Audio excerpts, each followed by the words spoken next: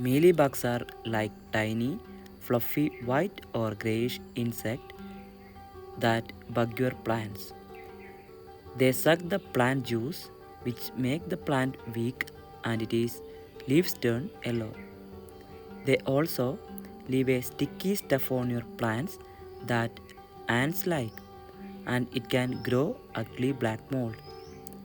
This bug can make more or themselves really fast.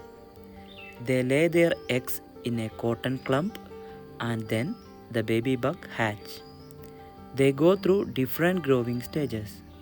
This can happen a lot in a single year. Getting rid of mealybug can be tough, but it is important to do so to save your plants.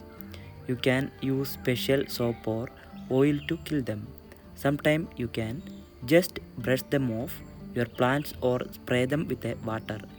Ladybugs and other bugs that can eat mealybugs can also help. To keep mealybugs away, check your plant often for these pests.